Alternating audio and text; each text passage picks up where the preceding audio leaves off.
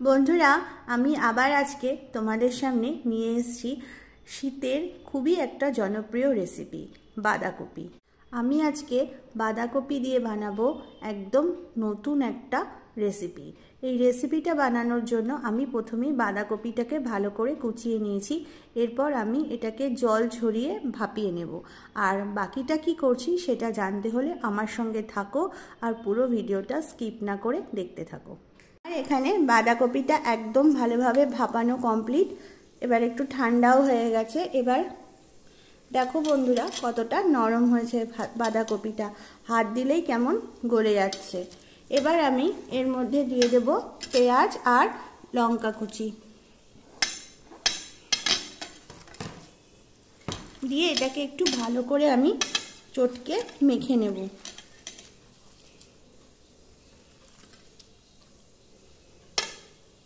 এবার আমি এর মধ্যে দিয়ে দিচ্ছি পরিমাণ মতো হলুদ, আর আমি এর মধ্যে দিয়ে দিচ্ছি ময়দা।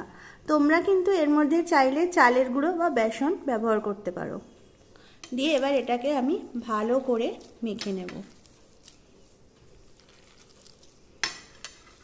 আমার এটা মেখে নেওয়া একদম কমপ্লিট।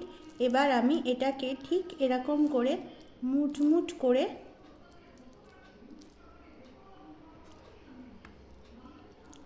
বাঁধাকপিটাকে গড়ে নেব।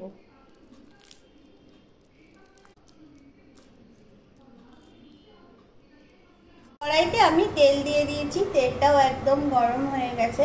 আর এবার আমি আস্তে আস্তে এরকম করে বাঁধাকপির মুচড়াগুলোকে তেলের মধ্যে, গরম তেলের মধ্যে দিয়ে দেব আর ভালো করে এপিট ওপিট করে ভেজে নেব। এবার আমি তেলের মধ্যে দিয়ে দিচ্ছি পেঁয়াজ বাটা।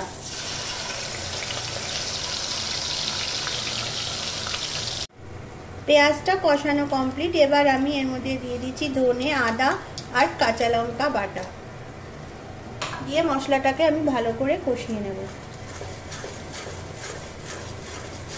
আমার মশলা কষানো একদম কমপ্লিট। এবার আমি সাঁতলে রাখা আলুটা এর মধ্যে দিয়ে দিচ্ছি, দিয়ে আরেকটু ভালো করে কষিয়ে নেব। এবার আমি এর মধ্যে দিয়ে দিচ্ছি পরিমাণ মতো জল, আর দিয়ে দিচ্ছি ভেজে রাখা বাঁধাকপির মুচড়াগুলো। এবার আমি এর মধ্যে দিয়ে দিচ্ছি পরিমাণ মতো হলুদ,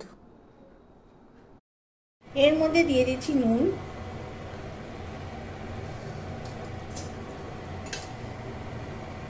ব্যাস ফুটে উঠলেই রেডি গরম গরম বাঁধাকপির মুচড়া। এখানে গরম গরম বাঁধাকপির মুচড়া একদম রেডি। এটা কিন্তু ভাত, রুটি, পরোটা সব কিছুর সাথেই কিন্তু ভীষণই ভালো লাগে। তো আমি এর মধ্যে এখন দিয়ে দিচ্ছি ধনেপাতা। তোমরা চাইলে গরম মশলাও ব্যবহার করতে পারো। তো বন্ধুরা, আজ এই পর্যন্তই। টাটা।